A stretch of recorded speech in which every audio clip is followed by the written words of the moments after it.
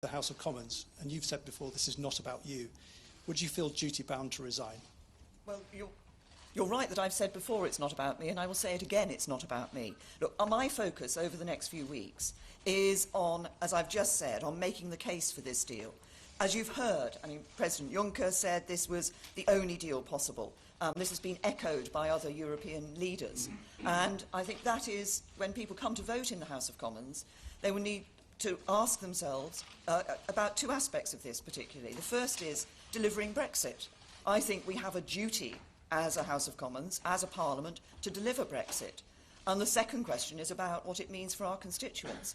And as I've said, the deal that we have delivered, I believe, delivers not just on what people wanted when they voted for Brexit, but also does it in a way that protects jobs, protects our security and protects the United Kingdom. Faisal. Faisal Islam, Sky News. Prime Minister, do you think it's helpful that Jean-Claude Juncker tells MPs that it's this deal or no deal? And I must just reiterate that question again. If it gets voted down in the Commons, will you stand down? I am focusing on ensuring that I make the case for this deal to members of Parliament. And I think the point that Jean-Claude Juncker was making, and that's been reiterated by others, was that if people think somehow there's another negotiation to be done, that's not the case. This is the deal. It's the result of what has been tough and difficult negotiations over a significant period of time. And as has been said, this is the deal that is on the table. This is the best possible deal. It's the only possible deal. James. Prime Minister, you are appealing today to the British people over the heads of Westminster, but only MPs have a vote. Why don't you take your strategy to its logical conclusion, give the people a vote on your deal, and if they do back you, you're home and dry? You probably won't be surprised at the answer I'm going to give to that question, James. Look, Parliament decided that the choice as to whether we should leave the European Union or remain in it was for the British people. We overwhelmingly voted in Parliament to give the British people that vote. They made their choice, they have delivered their vote, and I believe it is a matter of trust in politicians that we now deliver on the result of that vote. Tom. Thank you, Prime Minister. Tom Newton-Dunn from The Sun. Can you rule out now attaching any conditions to the deal at the meaningful vote, especially attaching a second referendum to your offer to Parliament, because that's what some Tory MPs are asking for this morning? And secondly, can you also rule out forming a government of national unity if the deal fails? Well, first of all, on the second referendum, I'm clear, as I've just said in answer to James, that I believe there should not be that second referendum. We gave the choice to the British people. They voted. They voted to leave the European Union. I think we should now deliver on that. And as I've said before in the House of Commons, I think if you ask members of the public whether they want what they would expect Parliament to vote on when they're voting on the deal, they would expect Parliament to vote on the deal as it is presented. And again, I'm focusing on making the case, on taking the arguments in favour of this deal to Parliament, but also in making the case to the British people. And I think from most people in the United Kingdom, they want a deal done, and they want us to get on with focusing more clearly on the issues that matter to them day to day. Jason. Jason Groves from the Daily Mail. Jeremy Hunt's been on the TV this morning saying it's not possible to rule out the collapse of the government if the meaningful vote is lost. He's right, isn't he?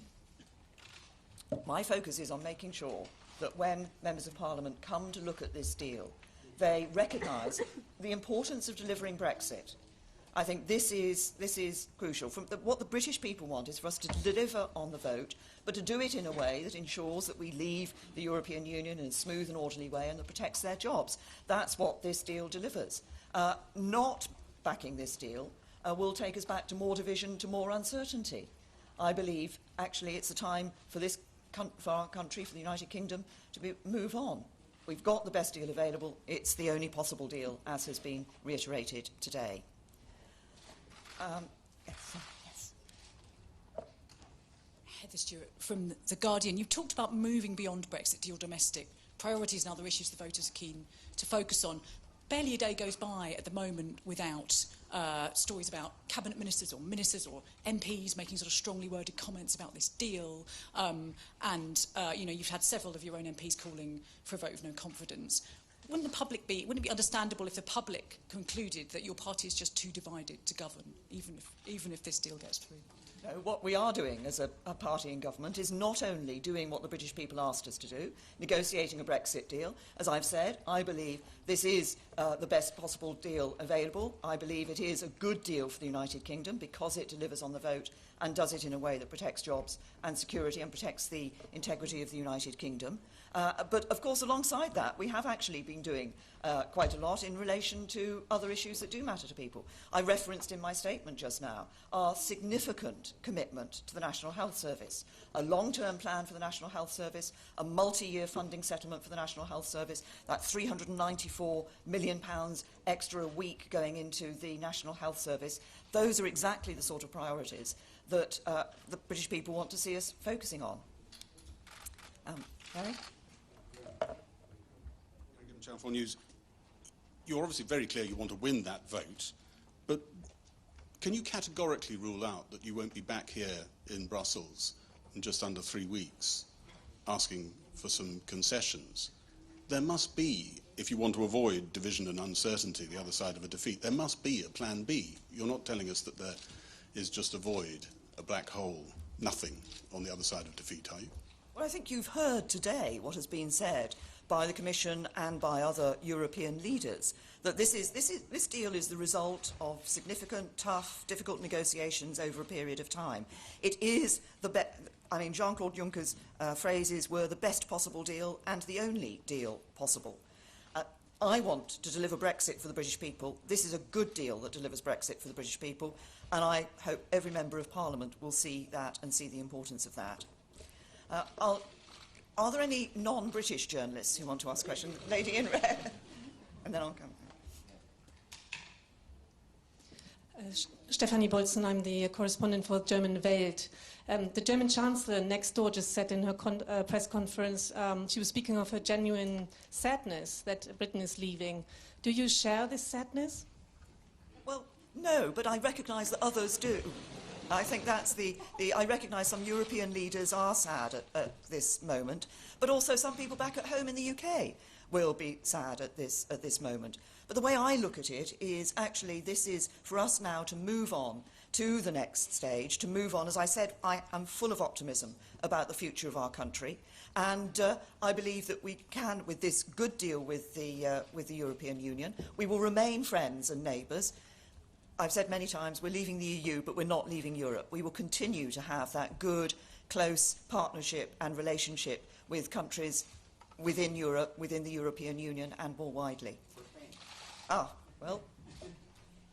Spanish Prime Minister Pedro Sánchez has said that Spain has now a position of strength in the Gibraltar issue. What do you have to say to that?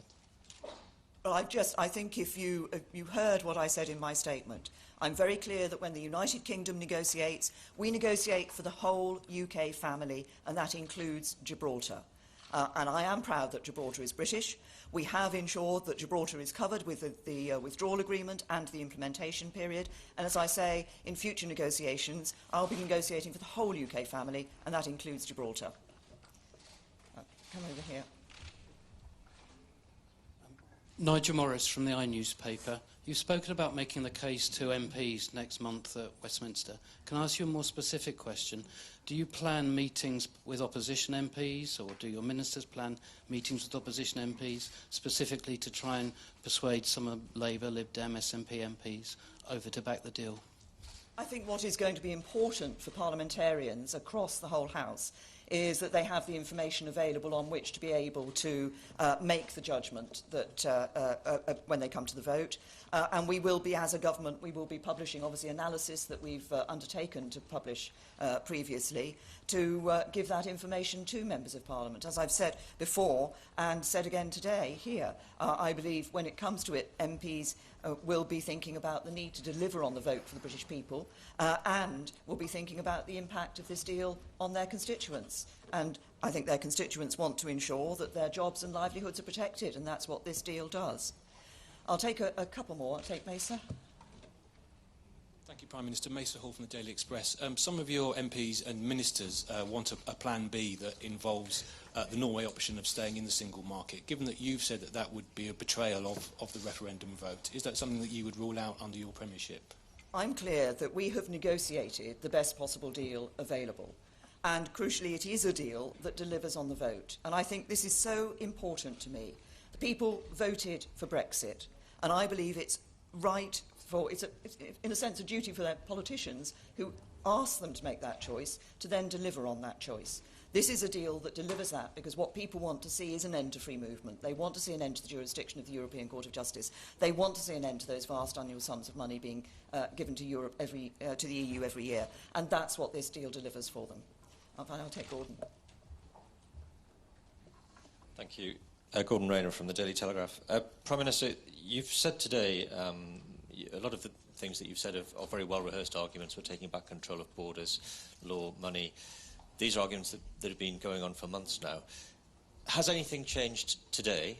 And what is the one thing that you will be saying to those 90-odd Tory MPs who have said they're going to vote against this deal? What's the one thing you're going to say to them to try and convince them that they should back your deal after today? Well, I have spoken before about taking back control of our money laws and borders, and that's because that's what I believe underlay people's vote to leave the European Union. And it's important that we deliver that on people, for people. And when you ask me what I will be saying to MPs, what I'll be saying to MPs across the whole House is we have that duty to deliver on Brexit. This is a deal which delivers on Brexit, but it does it in a way which ensures that we're protecting the United Kingdom, we're protecting the jobs and livelihoods of constituents up and down the country, and we protect our security. This is a deal that is good for the whole of the UK. Thank you.